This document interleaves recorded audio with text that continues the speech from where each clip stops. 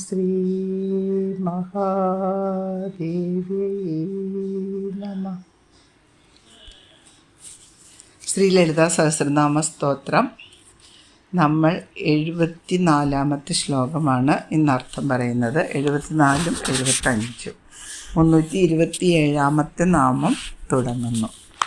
കലാവതി കലാലാപ കാന്ത കാദംബരി പ്രിയ വരദ വാമനയന വാരുണീമത വിഹുല. കലാവതി കലകളുടെ മൂർത്തിമത് ഭാവം, മൂർത്തരൂപമായതാണ്. കലകളുടെ മൂർത്തരൂപമാണ് ദേവി. സംഗീത നൃത്യാദികളായ 64 കലകളെയാണ് ഉദ്ദേശിക്കുന്നത്. എല്ലാ കലകളിലും ദേവീ രൂപമുണ്ട്. അതുകൊണ്ടാണ് അവ സുന്ദരമാകുന്നത്. കാലസ്വരൂപമാണ് ദേവീശക്തി. ആ ശക്തിയാണ് പ്രപഞ്ച ഘടകങ്ങളിൽ പരിണാമമുണ്ടാക്കുന്നത്. കല ദൈവീകമാണ് എന്ന് പറയുന്നതും ഇതിനാലാണ്. അപ്പോൾ അങ്ങനെ കലാവതി. പിന്നെയോ കലാലാപ, കലമായ ആലാപനത്തോടു കൂടിയവൾ. കലം എന്നുദ്ദേശിക്കുന്നത് മധുരം എന്നർത്ഥത്തിലാണ്. സാധാരണ കലം എന്ന് പറയുന്ന കലമല്ല. കലമായ എന്ന് പറഞ്ഞാൽ മധുരമായ, കലമായ ആലാപനത്തോടു. കലാലാപ എന്ന് പറഞ്ഞാൽ അതിൻ്റെ അർത്ഥം കലമായ ആലാപനത്തോടു കൂടിയവൾ. അത് മധുരവും സ്ഫുടവുമായ ശബ്ദമാണ്. കളകള ശബ്ദം, കലാലാപനം തന്നെ കലാരൂപങ്ങളാക്കി മാറ്റുന്നവളാണ് ദേവി. അപ്പോൾ ആ ആലാപനം തന്നെ മനോഹരമായ നൃത്തമായിട്ടും ലാസ്യമായിട്ടും എല്ലാം മാറ്റിയെടുക്കുന്നതാണ് ദേവി. പിന്നെയോ കലകളാൽ സ്തുതിക്കപ്പെടുന്നവളുമാണ് ദേവി. സ്തുതിപരമായ സംഗീതം, നൃത്തം മുതലായവയെല്ലാം ദേവിയെ ആരാധിക്കുന്നതിലൂടെ രൂപം കൊണ്ടവയാണ്. അപ്പോൾ അതെല്ലാം ഈ കലയുടെ എല്ലാ വിഭാഗങ്ങളും ദേവി ആരാധനയിലും പെടുന്നു. പിന്നെയോ കാന്ത, കലാവതി കലാലാപ കാന്ത കാദംബരി പ്രിയ. കാന്ത എന്ന് പറഞ്ഞാൽ കമനീയമായ രൂപമുള്ള എന്നാണ് കാന്ത എന്നർത്ഥം. കാന്തി, ശോഭ, ആകർഷണീയത, ഇങ്ങനെ ഒരുപാട് അർത്ഥങ്ങളുണ്ട്. അപ്പോൾ ദേവി മനോഹരമായ രൂപമുള്ളവളാണ് കാന്ത. പിന്നെ കാദംബരി പ്രിയ, കാദംബരി ഇഷ്ടപ്പെടുന്നവളാണ്. കാദംബരി എന്ന് പറഞ്ഞാൽ ഒരു മധുവാണ്. ആ മധു ഇഷ്ടപ്പെടുന്നതാണ് ദേവി. ആ മധുവിനെ പ്രിയമായവളാണ് ദേവി. കാദംബരി പ്രിയ. ബ്രഹ്മാനന്ദമാണ് മധു. ബ്രഹ്മാനന്ദത്തിൽ സദാ മുഴുകുന്നവൾ എന്നും അർത്ഥം പറയാം അങ്ങനെ വരുമ്പോൾ. പിന്നെയോ വരദ വാമനയന. വരദ എന്ന് പറഞ്ഞാൽ വരത്തെ ദാനം ചെയ്യുന്നവൾ. വരം എന്നതിന് ശ്രേഷ്ഠം എന്നൊരർത്ഥമുണ്ട്. അതിനാൽ ഭക്തർക്ക് അഭീഷ്ടത്തെ ദാനം ചെയ്യുന്നവൾ എന്ന സാമാന്യമായ അർത്ഥത്തിനുപരി ഏറ്റവും ശ്രേഷ്ഠമായതെല്ലാം ദാനം ചെയ്യുന്നവളാണ് ദേവി എന്നർത്ഥം. അപ്പോൾ ദേവി ഏറ്റവും മഹത്തായ വസ്തുക്കളാണ് ദാനമായിട്ട് ഭക്തർക്ക് നൽകുന്നത്. അപ്പോൾ അതുകൊണ്ട് ദേവി വരദ, വരത്തെ ദാനം ചെയ്യുന്നവൾ. വാമനയന. വാമനയന എന്ന് പറഞ്ഞാൽ മനോഹരമായ കണ്ണുകളുള്ളവൾ. ദേവിയെ ഉപാസന ചെയ്യുന്നവരുടെ നയനങ്ങൾ എന്ന വാക്കിന് നയിക്കുന്നവ എന്നും വേണമെങ്കിൽ അർത്ഥം പറയാം. അപ്പോൾ ദേവിയെ ഉപാസന ചെയ്യുന്നവരുടെ നയനങ്ങൾ നയിക്കുന്നവ ആയി കർമ്മഫലങ്ങളിലേക്ക് നയിക്കുന്നവൾ എന്നും ദേവിക്ക് അർത്ഥം പറയാം. അപ്പോൾ ഒരു വാക്കിന് തന്നെ നമുക്ക് വാച്യാർത്ഥവും വ്യംഗ്യാർത്ഥവും ഒക്കെ മാറ്റി മറിച്ചെല്ലാം പറയാം. അപ്പോൾ കാദംബരി പ്രിയ, വരദ വാമനയന. പിന്നെയോ വാരുണി മതവിഹ്വല. അടുത്ത വിശേഷണം എന്താ ദേവിയുടെ? വാരുണി മതവിഹ്വല. വാരുണി മതവിഹ്വല. വാരുണിയിൽ നിന്നും ഉണ്ടാകുന്ന മതം വിഹ്വലയാക്കുന്നവൾ, ഉന്മാദാവസ്ഥയെ പ്രാപിക്കുന്നവൾ എന്നാണ് അർത്ഥം. അപ്പോൾ വാരുണി എന്താ? വാരുണി എന്നാൽ മുന്തിരിച്ചാറും സോമരസവുമാണ്. അതൊരുമിച്ചുണ്ടാക്കുന്ന ഒരു ദ്രാവകമാണ് വാരുണി. ആ വാരുണി പാനം ചെയ്തിട്ട് അതിൽ നിന്നുണ്ടാകുന്ന മതം, അതിന് ലഹരിയുണ്ട്. ആ മതം വിഹ്വലയാക്കുന്നവൾ, ഉന്മാദാവസ്ഥയെ പ്രാപിക്കുന്നവൾ. അത് സേവിച്ച് ഉന്മാദാവസ്ഥയെ പ്രാപിക്കുന്നവൾ. സോമരസം എന്ന് പറയുമ്പോൾ യാഗശാലയിലും ദേവലോകത്തുമെല്ലാം വിളമ്പുന്ന ഒരു പ്രത്യേക പാനീയമാണ് സോമരസം. അത് മുന്തിരിച്ചാറും സോമരസവും ചേർത്തുണ്ടാക്കുന്ന ഒരു പാനീയമാണ് ഇവിടെ വാരുണി എന്നുദ്ദേശിക്കുന്നത്. അപ്പോൾ ഈ വാരുണിക്ക് നമുക്ക് മറ്റൊരർത്ഥം പറയാം. ഇവിടെ ബ്രഹ്മാനന്ദത്തിൽ മുഴുകി പ്രപഞ്ച ബോധം മറന്ന് ഉന്മാദാവസ്ഥയെ പ്രാപിച്ചവൾ എന്ന് ദേവിയെ വിശേഷിച്ചൊരർത്ഥം പറഞ്ഞാൽ ആ അർത്ഥത്തിന് മറ്റൊരർത്ഥം കൂടി വരും. അതായത് ബ്രഹ്മാനന്ദത്തിൽ മുഴുകി, ആ ബ്രഹ്മാനന്ദമാണ് ഇപ്പോൾ ദേവിയുടെ ഉന്മാദാവസ്ഥയായിട്ട് പറയുന്നത്. അപ്പോൾ ഭക്തിക്ക് ഒരു ഉന്മാദാവസ്ഥയുണ്ട്. ഭക്തി വല്ലാതെ അങ്ങ് കഠിനമാകുമ്പോൾ ആ ഭക്തി അങ്ങനെ വളർന്ന് വളർന്ന് ഒരു തരം ഉന്മാദമായി മാറും. അപ്പോൾ അത് ബ്രഹ്മാനന്ദമാണ്. ആ ബ്രഹ്മാനന്ദാവസ്ഥയെ പ്രാപിച്ചവൾ എന്നുകൂടി ദേവിയെ വിശേഷിപ്പിക്കാം. വായുദേവതാത്മകമായ ശരീരമാണ് നമ്മളുടെ ഈ ശരീരം എന്ന് പറഞ്ഞാൽ. വായുദേവതാത്മകം എന്ന് പറഞ്ഞാൽ എന്താ? വായു ശരീരത്തിൽ ചലിപ്പിക്കുന്നത് വായുവാണ്. ശരീരത്തിനെ നമുക്ക് പ്രവർത്തന സജ്ജമാക്കുന്നത് വായുവാണ്. ആ വായു നിലച്ചു പോയാൽ, ശ്വാസം നിന്നു പോയാൽ തീർന്നല്ല. അപ്പോൾ വായുദേവതാത്മകമായി ശരീരത്തിലുള്ള, അപ്പോൾ അങ്ങനെയുള്ള ആ ശരീരത്തിലെ നാഡിയാണ് വാരുണി. ആ നാഡിയെയാണ്, ഈ ശരീരത്തിനകത്തുള്ള ഒരു നാഡിയെയാണ് വാരുണി. ആ നാഡിയെ എന്ന് പറയുന്നത്, ആ നാഡിയെ അധീനമാക്കിയിട്ട്, ആ നാഡിയെ കീഴടക്കിയിട്ട് അവിഹ്വലത നേടുന്ന യോഗികൾക്ക് ദേവിയിൽ നിന്നാണ് അനുഗ്രഹം ലഭിക്കുന്നത്. അവിഹ്വലത എന്ന് പറഞ്ഞാൽ വിഹ്വലമായ അവസ്ഥയുടെ വിപരീതം. വിഹ്വലം എന്ന് പറഞ്ഞാൽ ഉന്മാദാവസ്ഥയാണ്, ബഹളം വയ്ക്കുന്ന അവസ്ഥയാണ്. അവിഹ്വലം എന്ന് പറഞ്ഞാൽ ശാന്തമായ അവസ്ഥ. അവിഹ്വലത നേടുന്ന യോഗിക്ക് ദേവിയിൽ നിന്ന് അനുഗ്രഹം ലഭിക്കുന്നു. അപ്പോൾ ഈ അനുഗ്രഹം യോഗിക്ക് മാത്രമല്ല, ദേവിയെ ഭക്തിപൂർവം ദേവിക്ക് നമ്മുടെ ഹൃദയം സമർപ്പിക്കുന്ന ഓരോ ഭക്തനും ദേവിയിൽ നിന്ന് ഈ അനുഗ്രഹം ലഭിക്കും എന്നാണ് അതിൻ്റെ ഒരു മറുഭാഗം. പിന്നെ 75-ാമത്തെ ശ്ലോകം. വിശ്വാധിക വേദവേദ്യ വിന്ധ്യാചലനിവാസിനി വിധാത്രി വേദജനനി വിഷ്ണുമായ വിലാസിനി. വിശ്വാധിക വേദവേദ്യ, 2 വാക്കുകളാണ് വിശേഷിപ്പിക്കുന്നത്. വിശ്വാധിക, വിശ്വം കവിഞ്ഞു നിൽക്കുന്നവൾ. ഈ വിശ്വത്തിൽ ഒതുങ്ങുന്നില്ല ദേവി, പ്രപഞ്ചത്തിൽ ഒതുങ്ങുന്നില്ല. ആ പ്രപഞ്ചം കവിഞ്ഞു നിൽക്കുകയാണ് ദേവി. അത്രയേറെ ഉത്കൃഷ്ടയാണെന്ന് സൂചന. വിശ്വം കവിഞ്ഞു നിൽക്കുന്നവൾ. പൃഥ്വി തത്വം മുതൽ ശിവതത്വം വരെ ഉള്ള 36 തത്വങ്ങൾ. ആ 36 തത്വങ്ങളാണ് ഈ പ്രപഞ്ചം എന്ന് പറയുന്നത്. പൃഥ്വി എന്ന് പറഞ്ഞാൽ ഭൂമിയാണ്. പൃഥ്വി തത്വം മുതൽ ശിവതത്വം, ഭൂമിയുടെ ഏറ്റവും ഉപരിയിൽ അങ്ങേ അറ്റത്തോളം ഉയർന്നു നിൽക്കുന്നത് ശിവതത്വം. ഇത് 2 വരെയുള്ള 36 തത്വങ്ങൾ, ഭൂതങ്ങൾ, തന്മാത്രകൾ, ഇന്ദ്രിയങ്ങൾ, പ്രാണന്മാർ, ഷഡാധാരങ്ങൾ, ഇതെല്ലാം ചേർന്നതാണ് ഈ പ്രപഞ്ചം അല്ലെങ്കിൽ വിശ്വം. അതിനെല്ലാം ആധാരമായി നിലകൊള്ളുന്നവളത്രേ ദേവി. ദേവി അതിൻ്റെ എല്ലാം അടിസ്ഥാന ഘടകമായിട്ട് ഈ പ്രപഞ്ചത്തിൽ ഒതുങ്ങാതെ നിലകൊള്ളുകയാണ്. അത്രയേറെ വിശാലമായ ഉത്കൃഷ്ടമായ ഒരു വ്യക്തിത്വമാണ് ദേവിയിൽ ആരോപിക്കുന്നത്. പിന്നെ വേദവേദ്യ, അടുത്ത വിശേഷണം. വേദങ്ങളാൽ അറിയപ്പെടുന്നവൾ. വേദ്യ എന്ന് പറഞ്ഞാൽ അറിയപ്പെടുവാൻ യോഗ്യയായവൾ. അപ്പോൾ വേദവേദ്യ എന്ന് പറഞ്ഞാൽ വേദങ്ങളാൽ അറിയപ്പെടാൻ യോഗ്യതയുള്ളവൾ. നമ്മുടെ പഠിച്ചു വന്ന 22-ാമത്തെ ശ്ലോകത്തിൽ 57-ാം നാമത്തിൽ പറയുന്നുണ്ട്. ചിന്താമണി ഗൃഹാന്തസ്ഥ പഞ്ചബ്രഹ്മാസന സ്ഥിത. അതിനു മുൻപ് സുമേരു മധ്യശൃംഗസ്ഥ ശ്രീമൻ നഗരനായിക. ദേവി സുമേരുവിൻ്റെ മധ്യത്തിലുള്ള ശൃംഗത്തിലാണ് വസിക്കുന്നത്. അവിടെ ഒരു മനോഹരമായ നഗരം, ഐശ്വര്യം നിറഞ്ഞ ഒരു നഗരം പണിതീർത്ത് ആ നഗരത്തിലാണ് ദേവി അതിൻ്റെ നായികയായിട്ട് വസിക്കുകയാണ്. ആ വീടിന് ഒരു പ്രത്യേക കാര്യം പറയുന്നുണ്ട്. ചിന്താമണി. ചിന്താമണി എന്ന് പറഞ്ഞാൽ സ്വർലോകത്ത് ഉള്ള ഒരു രത്നമാണ്. ആ രത്നം കൊണ്ടാണ് ഈ വീട് നിർമ്മിച്ചത്.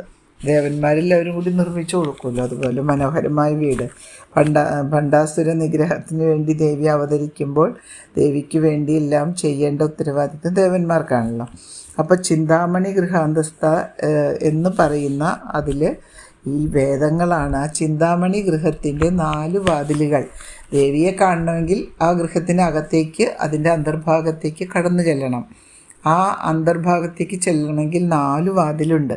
ചിന്താമണി ഗൃഹത്തിന് 4 വാതിലുകൾ ഉണ്ടെന്നും അവ 4 വേദങ്ങളാണെന്നും ദേവിയെ അറിയാൻ ഈ വേദങ്ങളിലൂടെ പ്രവേശിക്കണമെന്നും പ്രസ്താവിക്കുന്നത് ഈ അർത്ഥത്തിലാണ്. അപ്പോൾ ദേവിയെ പ്രാപിക്കണമെങ്കിൽ ഈ വേദങ്ങളിൽ കൂടി നമ്മൾ പ്രവേശിക്കണം. 1, ആ വേദങ്ങളെക്കുറിച്ച് നമ്മൾ അറിയണം. 2, ചിന്താമണി ഗൃഹം, ദേവി വസിക്കുന്ന മനോഹരമായ ഉത്കൃഷ്ടമായ ആ ഗൃഹത്തിൻ്റെ വാതിലുകൾ ഈ വേദങ്ങളാണ്. കിഴക്ക് ഋഗ്വേദം, തെക്ക് യജുർവേദം, വടക്ക് സാമവേദം, പടിഞ്ഞാറ് അഥർവം എന്നും പറയപ്പെടുന്നു. വേദൈശ്ച സർവൈരഹ മേ വേദ്യ എന്ന് ഗീത. വേദൈശ്ച സർവൈരഹമേത് വേദ്യ എന്ന് ഭഗവത്ഗീതയിൽ. വേദങ്ങൾ, എല്ലാ വേദങ്ങളും ദേവിയിൽ ഉൾച്ചേർന്ന് നിൽക്കുകയാണ്. ആ വേദങ്ങളുടെ മാതാവാണ് യഥാർത്ഥത്തിൽ ദേവി എന്നാണ് ഇതിൽ പറയുന്നത്, ഗീതയിലും പറയുന്നത്. വിന്ധ്യാചല നിവാസിനി. അടുത്തതോ വിന്ധ്യാചല നിവാസിനി, വിന്ധ്യാപർവ്വതത്തിൽ വസിക്കുന്നവൾ. വിന്ധ്യ അചലം എന്ന് പറഞ്ഞ പർവ്വതം. വിന്ധ്യാചല നിവാസിനി, നിവാസിനി വസിക്കുന്നവൾ, വിന്ധ്യാചലത്തിൽ വസിക്കുന്നവൾ. ഈ വൈവസ്വത മന്വന്തരത്തിൽ ഒരുപാട് മന്വന്തരങ്ങളുണ്ടായിട്ടുണ്ട്. ആ മന്വന്തരത്തിൽ വൈവസ്വത മന്വന്തരത്തിൽ താൻ വിന്ധ്യാചലത്തിൽ നന്ദ എന്ന പേരിൽ അവതരിച്ച് നിസുംഭന്മാരെ നിഗ്രഹിക്കാമെന്ന് ദേവന്മാർക്ക് ദേവി വാക്കുകൊടുത്തിട്ടുണ്ട്.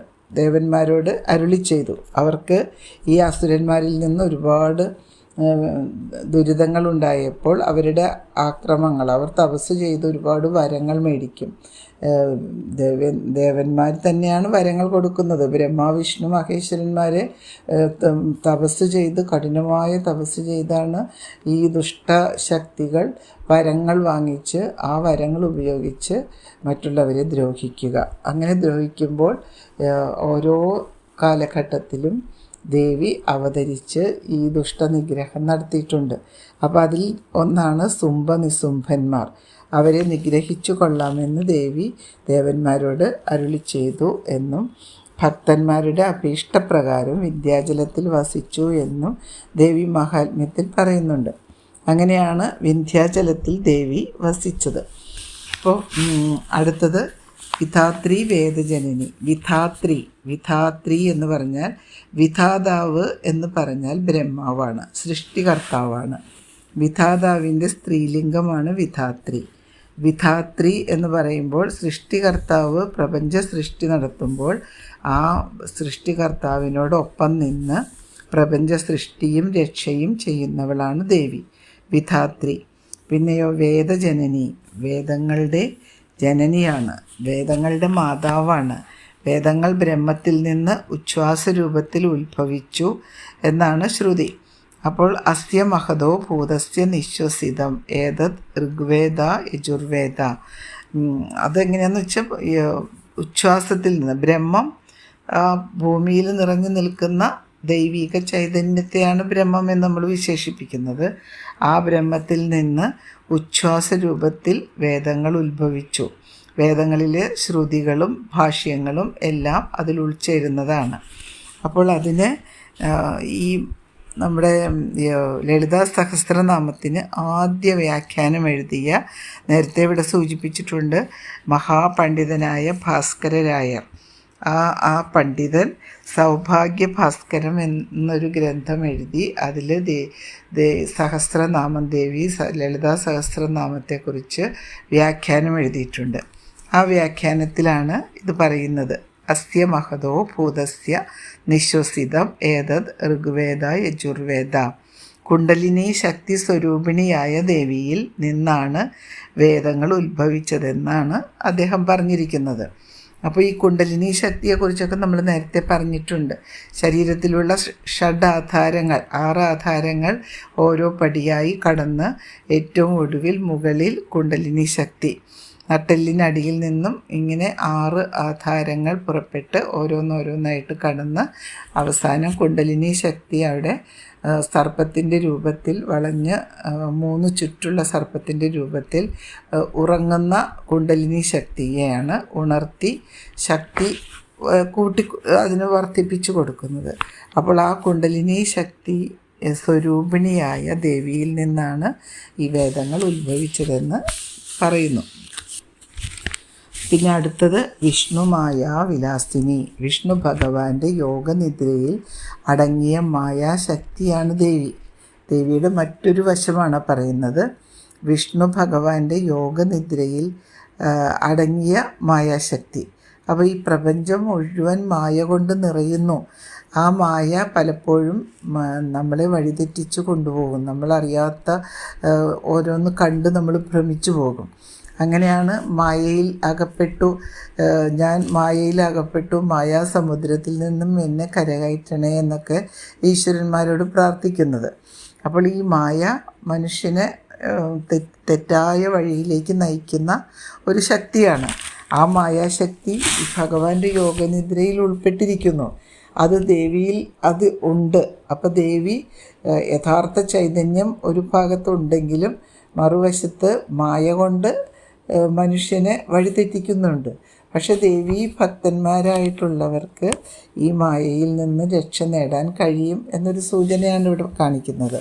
അപ്പോൾ ദേവി വിശ്വം മുഴുവൻ വ്യാപിച്ചു നിൽക്കുന്ന ഒരു ശക്തിയാണെന്ന് നേരത്തെ പറഞ്ഞു. ആ ശക്തി എല്ലാവരെയും ഭ്രമിപ്പിക്കുകയാണ്, മോഹിപ്പിക്കുകയാണ്. ആ മോഹവലയത്തിൽ ഉൾപ്പെട്ടു പോയാൽ അതിൽ നിന്ന് കരകയറാൻ കഴിയില്ല. പക്ഷെ അതിൽ നിന്ന് കയറാനുള്ള മാർഗം എന്താണെന്ന് വെച്ചാൽ ഭഗവാനെ മനസ്സ് അർപ്പിച്ച്, ഭഗവാൻ എന്ന് പറയുമ്പോൾ ഭഗവതിയും ഭഗവാനും ഒന്ന് തന്നെയാണ്. പരബ്രഹ്മം അല്ലെങ്കിൽ പരമാത്മാവ് ഈശ്വരൻ, ആ പരമാത്മാവിൻ്റെ പരാശക്തി ഈശ്വരി ദേവി. അപ്പോൾ ഈ രണ്ട് ശക്തികളെ ഹൃദയത്തോളം ഉൾച്ചേർത്ത് സമർപ്പിച്ച് ഭക്തിപൂർവം നമ്മൾ മനസ്സിരുത്തി അർപ്പിച്ചാൽ തീർച്ചയായിട്ടും മായാവിഭ്രമത്തിൽ നിന്നും മനുഷ്യന് രക്ഷ നേടാൻ കഴിയുമെന്ന് ഇവിടെ വ്യംഗ്യമായി സൂചിപ്പിക്കുകയാണ്. ഭഗവത്ഗീതയിൽ 7-ാം അധ്യായത്തിൽ 13-14 ശ്ലോകങ്ങളിൽ ഇത് തന്നെ പറയുന്നുണ്ട്. ഭഗവാൻ പറയുകയാണ്, ത്രിഗുണങ്ങളാൽ വ്യാമോഹിതമായ ഈ ലോകം, ആ ലോകം ഒന്നും അറിയുന്നില്ല, ഭഗവാന്റെ ശക്തി എന്താണെന്ന് അറിയുന്നില്ല, അവയ്ക്ക് അതീതനായ എന്നെ അറിയുന്നില്ല എന്നാണ്. അത് 13-ാമത്തെ ശ്ലോകത്തിൽ പറയുക, ത്രിഭിഹി ഗുണമയിർ ഭാവൈഹി ഏഭി സർവമിതം ജഗത്ത്. എന്താ പറയുന്നത്? ത്രിഭിർ ഗുണമയിർ എന്ന് പറഞ്ഞാൽ 3 ഗുണങ്ങൾ എന്തൊക്കെയാണ്? സത്വം, രജസ്, തമസ്. ഈ 3 ഗുണങ്ങൾ ഭാവൈഹി ഏപി സർവമിതം ജഗത്ത്, അത് ജഗത്തിൽ നിറഞ്ഞു നിൽക്കുകയാണ്. അത് മനുഷ്യനെ മോഹിപ്പിക്കുന്നു. മോഹിതം ന അഭിജാനാതി. അങ്ങനെ മോഹിപ്പിക്കുമ്പോഴോ ന അഭിജാനാതി, എന്നെ തിരിച്ചറിയുന്നില്ല. ആ ത്രിഗുണങ്ങളാൽ മോഹിപ്പിക്കപ്പെടുന്ന മായാശക്തിക്ക് അതീതനാണ് പരമാത്മാവ് ഭഗവാൻ. ആ ഭഗവാനെ തിരിച്ചറിയാത്തത് മായാമോഹത്തിൽ മുങ്ങിക്കിടക്കുന്നതുകൊണ്ടാണ്. പക്ഷെ അതിൽ നിന്ന് കയറണമെങ്കിൽ അടുത്ത ശ്ലോകത്തിൽ ഭഗവാൻ പറയുകയാണ്, ദൈവീഹേഷ ഗുണമയി മയാ ദൂരത്യയ മാം ഏവയെ പ്രപത്യന്തേ മായാം ഏവതാം തരന്തിതേ. അതായത് മായാമോഹത്തിൽ ത്രിഗുണ അതീതനായ എൻ്റെ അത്ഭുതകരമായ മായയെ കീഴടക്കാൻ വിഷമമാണ്. ആദ്യം പറയുന്നത് അങ്ങനെയാണ്, എൻ്റെ ത്രിഗുണത്തിന് അതീതനായ എൻ്റെ അത്ഭുതകരമായ മായയെ കീഴടക്കാൻ വിഷമമാണ്. എന്നാൽ എനിക്കായി സ്വയം സമർപ്പിക്കുന്ന, എന്നെ നിരന്തരം ഭജിക്കുന്നവർക്ക് അതിനെ കീഴടക്കാനാവും. ഇതാണ് ഭഗവാൻ ഗീതയിൽ പറഞ്ഞു കൊടുക്കുന്നത്. അപ്പം മായയിൽ വിഭ്രമിച്ചിട്ടാണ് അർജുനൻ യുദ്ധം ചെയ്യുന്നില്ല എന്ന് പറയുന്നത്. ബന്ധുക്കളും സുഹൃത്തുക്കളും സഹോദരന്മാരും എല്ലാം മരിക്കാൻ പോകുന്നു, അവരെ ഞാൻ കൊല്ലാൻ പോകുന്നു, അതുകൊണ്ട് എനിക്ക് യുദ്ധം ചെയ്യണ്ട എന്ന് പറയുന്നത് മായാമോഹത്തിൽ വലഞ്ഞിട്ടാണ് അർജുനൻ പറയുന്നത്. യഥാർത്ഥത്തിൽ മായയെ തിരിച്ചറിഞ്ഞാൽ ഇതെല്ലാം എന്താണെന്നും ഇതിനെ ചൊല്ലി നമ്മൾ ദുഃഖിക്കേണ്ടതില്ലെന്നും വ്യക്തമായി ബോധ്യപ്പെടും. അതാണ് അവിടെ ഭഗവാൻ പറയുന്നത്. അപ്പോൾ ഈശ്വര ഭജനം എന്നത് ഒരു ചന്ദനത്തിരി കൊളുത്തിയാലോ സാമ്പ്രാണിത്തിരി കൊളുത്തിയാലോ അത് ഈശ്വര ഭജനമാകുന്നില്ല. മറിച്ച് അതൊരു മാനസിക പ്രക്രിയയാണ് എന്ന് ഭഗവത്ഗീതയിലൂടെ ഭഗവാൻ ചൂണ്ടിക്കാണിക്കുന്നു. ആ മാനസിക പ്രക്രിയ ഭഗവാനിലേക്ക് ഹൃദയം അർപ്പിക്കുക എന്നതാണ്. ചന്ദനത്തിരിയോ സാമ്പ്രാണിത്തിരിയോ കത്തിക്കുക എന്നതിനേക്കാൾ ഉപരിയായിട്ട് മനസ്സ് അർപ്പിച്ച് ഭഗവാനിലേക്ക് ആ മനസ്സാകുന്ന ചന്ദനത്തിരിയോ കർപ്പൂരമോ എന്തെങ്കിലും സാമ്പ്രാണിത്തിരിയോ മനസ്സാകുന്ന കർപ്പൂരത്തിന് ഭഗവാനിലേക്ക് കത്തിച്ച് അർപ്പിച്ചു കൊടുക്കുന്നു.